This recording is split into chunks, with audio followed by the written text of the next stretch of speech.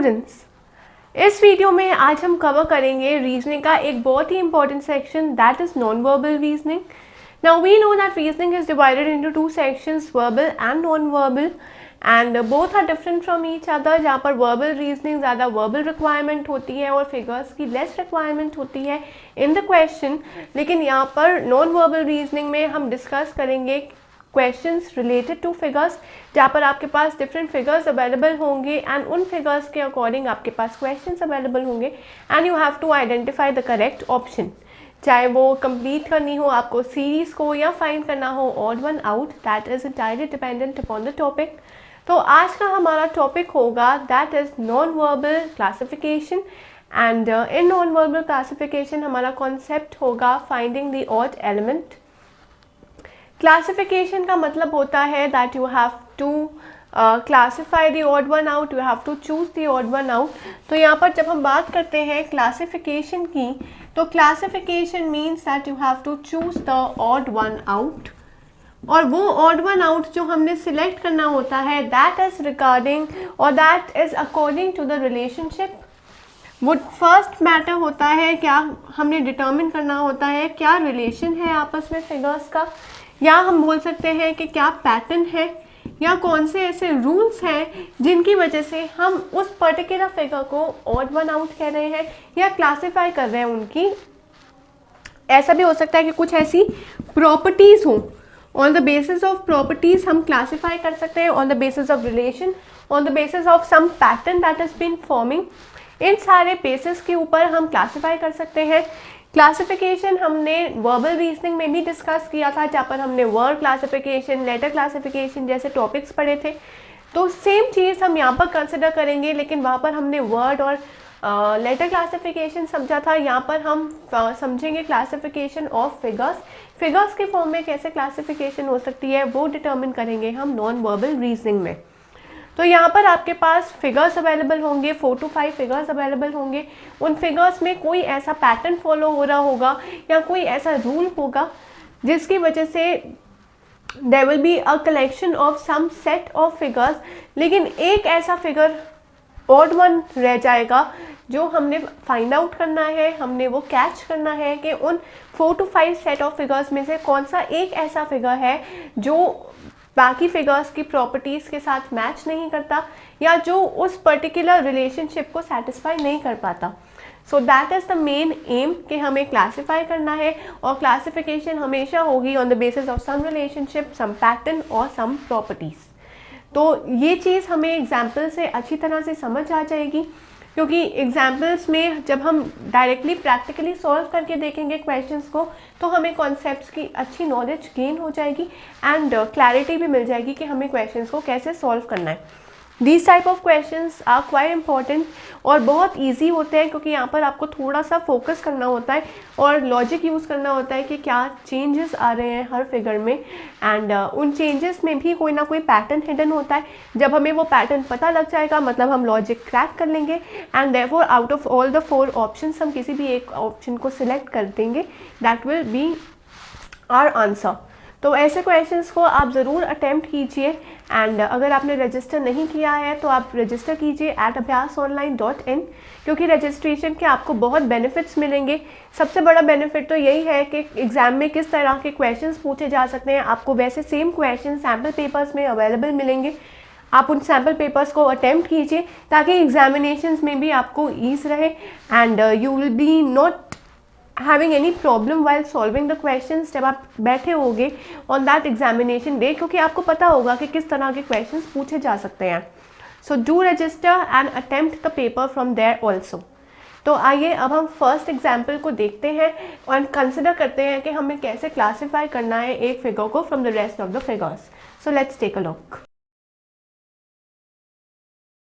सो अब हम questions discuss करते हैं regarding choosing the odd one out, and that odd one out will be in the form of figures. So let's take a look.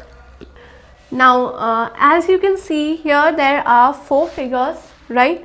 4 figures है, हर figure में एक pattern है। वो pattern है कि या तो आपके पास स्क्वायर गिवन है और उनके बीच में एक डायगोनल है, या आपके पास रेक्टेंगल गिवन है और वो भी डायगोनली इंटरसेक्ट हुए हुए हैं, मतलब डायगोनल्स हैं उनमें, ठीक है। The question says that you are provided with 4 figures, right, out of which 3 are similar in a different manner, they follow a different pattern, right, same pattern, the 3 figures follow, लेकिन एक ऐसा figure है इनमें से जो follow नहीं करता। We have to find the 4th figure which does not resemble that pattern. उनको फाइंड आउट करने के लिए हमें पहले हर 2 फिगर्स के बीच में कंपैरिजन करना है कि क्या चेंजेस आ रहे हैं या क्या सिमिलैरिटीज़ हैं दोनों के बीच में, और फिर हम फाइनली अपने कंक्लूजन पे पहुंच जाएंगे जहाँ पर हमें कोई ना कोई डिफरेंट चीज़ दिखाई देगी, और जिस भी फिगर में हमें वो चीज़ डिफरेंट दिखाई देगी that will be the odd one out. अब आपके पास 4 फिगर्स अवेलेबल हैं, बताया गया है कि उसमें से एक ऐसा है जो सेटिस्फाई नहीं कर रहा उस पर्टिकुलर रिलेशन को, और कोरस्पॉन्डिंग आपके पास 4 ऑप्शंस अवेलेबल है। आपने ये फाइंड आउट करना है कि कौन सा ऐसा ऑप्शन है जो करेक्ट नहीं है, और जो करेक्ट नहीं है that is the odd one out. अब हम फर्स्ट एंड सेकंड फिगर में देखते हैं कि तो हम ये देखेंगे कि एक ऐसे स्क्वायर प्रोवाइडेड है आपके पास और उस स्क्वायर को डायगोनली इंटरसेक्ट किया गया है।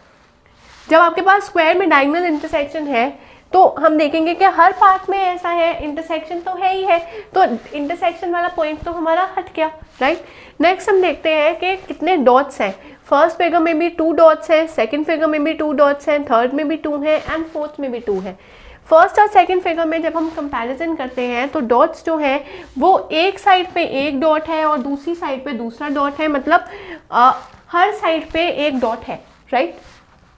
सेकेंड फिगर में भी ऐसे ही आप देख लोगे कि हर साइड पे एक डॉट है, थर्ड फिगर में भी हर साइड पे एक डॉट है। लेकिन जब हम फोर्थ फिगर को देखते हैं तो फोर्थ फिगर में ऑटोमेटिकली हमें पता लग जाता है कि डॉट जो है वो एक ही साइड पे है। तो जो 3 फिगर्स हैं हमारे, फर्स्ट 3 फिगर्स जो हैं वहाँ पर है dot on either sides. Either sides मतलब दोनों साइड्स में डॉट है, किस डॉट यहाँ पर भी अवेलेबल है और डॉट यहाँ पर भी अवेलेबल है। 2 साइड्स है, इसको हम साइड 1 कंसिडर करेंगे, इसको हम साइड 2 कंसिडर करेंगे।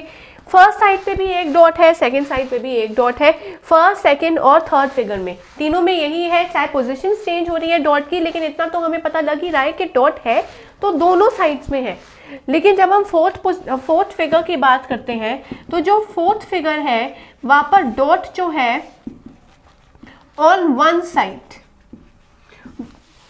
हमारे स्क्वायर के या रेक्टेंगल के 2 पोर्शंस बने हुए हैं, 2 सेगमेंट्स में डिवाइडेड है क्योंकि डायगोनल है उनके बीच में।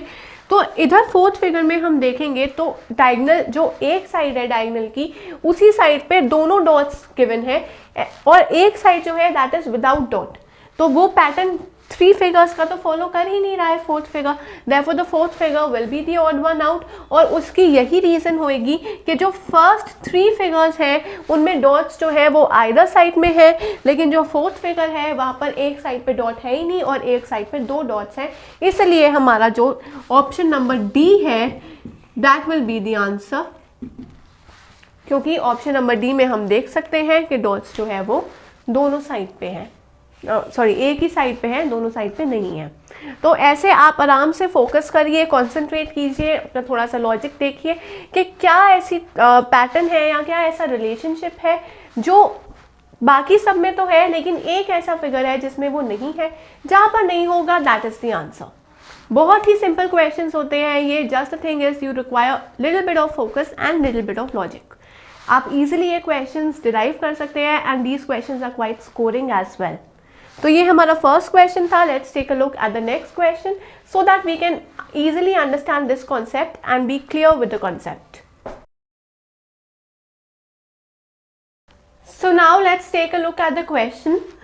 क्वेश्चन में बोला गया है हमारे पास कि अगेन 4 ऐसे फिगर्स हैं जो आपके सामने प्रेजेंटेड है and corresponding to these 4 figures आपके पास वही 4 ऑप्शंस अवेलेबल हैं। We have to find out the odd one out over here, क्योंकि 3 ऐसे फिगर्स हैं जो एक ही रूल को फॉलो कर रही होंगे या जिनमें एक ही पैटर्न एप्लीकेबल होगा, लेकिन एक ऐसा फिगर होगा जो उस पैटर्न को जस्टिफाई नहीं कर रहा होगा, और क्योंकि वो उस पैटर्न को जस्टिफाई नहीं कर रहा होगा that will be the odd one out. तो अगर आप इन फिगर्स को ध्यान से नोटिस करें तो हमें दिख रहा है कि फर्स्ट फिगर जो है वो हमारे लेटर अल्फ़ाबेट में से ही अवेलेबल है, that is R. Second figure जो है वो हमें दिख रहा है जी है। थर्ड फिगर जो है हमें दिख रहा है क्यू है, and the fourth figure over here is S. लेकिन वो उनके ओरिजिनल फॉर्म में नहीं लिखे हुए हैं, वो थोड़ी अलग सी उनकी शेप है, लेकिन अगर हम ध्यान से फोकस करें तो हमें पता लग रहा है कि एक्चुअल में वो लेटर्स है कौन से। तो आर जी क्यू एस, ये 4 लेटर्स जो है वो हमारे अल्फाबेटिकल सीरीज में से ही एक है, राइट। और इतना तो पता लग गया हमें कि सारे लेटर्स हैं, इनमें कोई भी ऐसा नंबर नहीं है या कोई सिंबल नहीं है, सिंपल लेटर्स हैं, तो इसके बेसिस पे तो क्लासिफिकेशन हो नहीं सकती। अब you have to concentrate more, you have to focus more and use your logic कि जो आर है वो एक्चुअल में तो आर ऐसे है, लेकिन यहाँ पर आपके पास आर अवेलेबल है लाइक दिस। एक्चुअल आर ऐसा है लेकिन आपके पास ऐसा अवेलेबल है, और ये कब आता है? वो तब आता है जब मिरर इमेज फॉर्म होती है। जब ऐसे आर ओरिजिनल फॉर्म को हम मिरर के आगे प्रेजेंट करते हैं तो हमारे पास आर की शेप आती है या आर की फॉर्म आती है लाइक दिस। तो ये आर जो है this is the mirror image. जब हम जी की बात करते हैं तो जी एक ऐसा, जी में भी हर फिगर में, हर लेटर में आपको मिरर इमेज देखने को मिलेगी। थिंग इज कि आपको पता होना चाहिए कि मिरर इमेज बनती कैसे है, और जिस भी शेप की या जिस भी सिंबल की, जिस भी लेटर की कोई भी मिरर इमेज बनती है तो उसकी क्या रिप्रेजेंटेशन होती है। अब जी की मिरर इमेज जो है, अगर जी ऐसा है तो उसकी मिरर इमेज बनेगी समथिंग लाइक दिस। आर ऐसा है तो उसकी ये मिरर इमेज बनेगी, जी ऐसा है तो उसकी ये मिरर इमेज बननी चाहिए, लेकिन हमारे पास ऑप्शन जो है वो थोड़ा सा अलग आ रहा है, ऑप्शन ऐसा नहीं है। छोड़ते हैं, नेक्स्ट पे फोकस करते हैं। क्यू हमारे पास ऐसे गिवन है, लेकिन क्यू की भी हम देख सकते हैं कि मिरर इमेज ही बनेगी, और that mirror image will be something like this, right. तो क्यू की मिरर इमेज ऐसे बनेगी, यहाँ पर क्यू जो है वो इस फॉर्म में होगा, लेकिन जब हम मिरर इमेज बनाएंगे तो ये वाली साइड जो है वो इस साइड चले जाएगी, और एस को अगर हम कंसिडर करते हैं तो ये जो है एस है वो ओरिजिनल फॉर्म में है, लेकिन वहाँ पर एस की भी मिरर इमेज दी हुई है, and that mirror image is something like this, right. तो हम ये कंसिडर कर सकते हैं कि आर, क्यू और एस की मिरर इमेज बन रही है, यहाँ पर भी मिरर इमेज बन रही है, ऐसे ही जी भी मिरर इमेज ऐसी बनाएगा, लेकिन यहाँ पर मिरर इमेज नहीं बन रही है। आपके क्वेश्चन में जी की इन्वर्टेड इमेज है, यहाँ पर जी इन्वर्टेड फॉर्म में दिया गया है, और इन्वर्टेड फॉर्म और मिरर फॉर्म बहुत ही अलग होते हैं एक दूसरे से। इन्वर्टेड होता है जब आप आर का उल्टा कर दो, ऐसे ही जी का उल्टा कर दिया तो ये फिगर अवेलेबल है, लेकिन इन्वर्टेड फॉर्म की इमेज मिरर फॉर्म की इमेज से डिफरेंट होती है। ये हमें पता होना चाहिए, और तभी हम आंसर्स को सॉल्व कर सकते हैं और odd one out find out कर सकते हैं। तो यहाँ पर हमारा ऑड एलिमेंट होगा जी, और जी इसलिए होगा क्योंकि जी की हमारे पास इन्वर्टेड इमेज आई है, लेकिन बाकी 3 जो लेटर्स हैं उनकी मिरर इमेज आपके सामने प्रेजेंटेड है।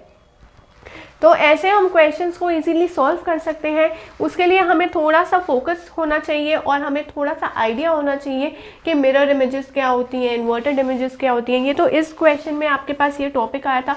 हर क्वेश्चन के कोरिस्पॉन्डिंग एक अलग टॉपिक होगा और आपको एक नई चीज़ समझने को मिलेगी। So I suggest you to practice more questions regarding this, क्योंकि हर क्वेश्चन में आपको एक नया पैटर्न फाइंड आउट करने को मिलेगा, and that is very important कि एग्जाम डे पे जो भी क्वेश्चन आए हमें पता होना चाहिए कि that is similar to what we have already attempted. तो ज़रूर अटेम्प्ट कीजिए आप क्वेश्चन पेपर्स, और ऐसे क्वेश्चंस को अटेम्प्ट करने के लिए आप रजिस्टर कीजिए @abhyasonline.in, एंड रजिस्ट्रेशन के बाद आप सैम्पल पेपर्स अटेम्प्ट कर सकते हैं। That will be really helpful for your exams. and when you attempt the sample papers, as a result we will provide you an entirely generated analytical report जहाँ पर आपके strong और weak concepts के बारे में बताया जाएगा।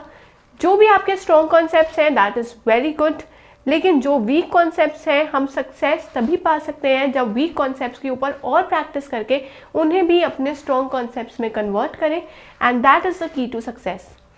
सो अटेम्प्ट द पेपर्स, अपने वीक कॉन्सेप्ट्स, अपने वीक पॉइंट्स के ऊपर ज़्यादा से ज़्यादा फोकस कीजिए so that you can succeed, and till then keep learning and keep practising.